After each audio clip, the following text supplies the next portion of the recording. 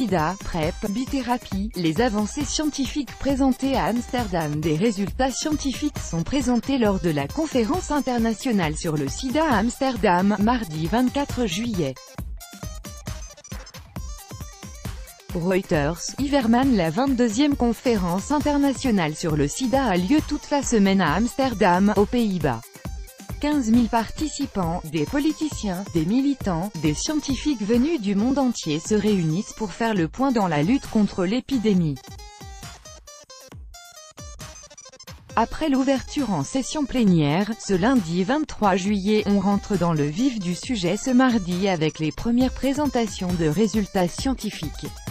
Avec notre envoyé spécial à Amsterdam, Simon Rosé. La matinée a brassé un large champ: prévention, traitement, guérison.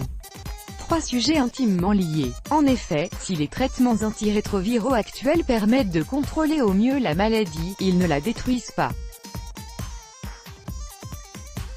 Ils ne permettent pas d'atteindre le but ultime, la rémission. On ne guérit pas du VIH-Sida. Une étude anglaise avait pourtant soulevé un espoir, dont les résultats ont été présentés ce matin. L'idée c'est combiner antirétroviraux et vaccin expérimental pour évacuer toute trace du virus et donc parvenir à cette fameuse rémission. Malheureusement, les résultats ne sont pas concluants comme avec les méthodes classiques. Un réservoir du virus reste toujours présent dans l'organisme. La bithérapie, comme traitement si on ne peut pas guérir, reste donc la prévention et le traitement. La PrEP, médicament que l'on prend pour éviter d'être contaminé, continue de prouver son efficacité, comme l'a montré une étude française réalisée dans la communauté homosexuelle. 0 nouvelle contamination parmi les 1500 personnes suivies et ayant des rapports non protégés. Enfin, concernant le traitement, il y a cette étude argentine, Gemini, comme jumeaux, puisque là on parle de 2 médicaments en bithérapie et non plus de trithérapie.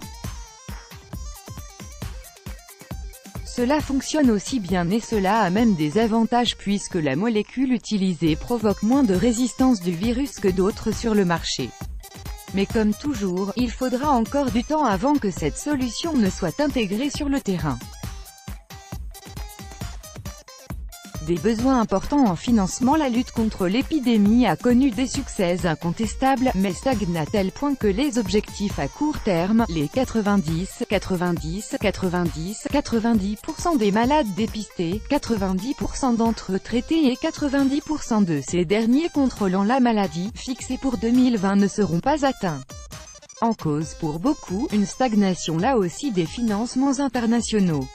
De nombreuses organisations et États sont donc venus réclamer une aide financière à l'image du Burundi. Au Burundi nous avons de bons résultats, parce que nous avons quitté une zéro prévalence élevée. Par rapport aux sensibilisations, nous avons fait un progrès géant.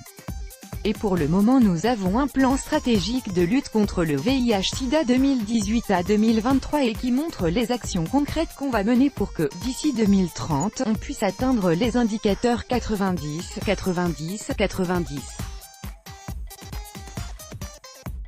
Nous sommes ici pour présenter la situation du Burundi, mais aussi apprendre des autres. Et surtout, nous voudrions qu'il y ait une solidarité internationale par rapport à la lutte contre le VIH-Sida. Nous avons besoin encore de plus de financement. Nous avons des gaps programmatiques et financiers au niveau du pays et nous comptons sur la solidarité internationale, mais aussi sur les partenaires techniques et financiers pour appuyer la lutte.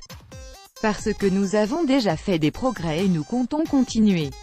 Ce n'est pas le moment de lâcher, mais c'est plutôt le moment d'être solidaire pour qu'on puisse atteindre les objectifs de développement durable, a expliqué à RFI le ministre burundais de la Santé, Tade Ndikumana.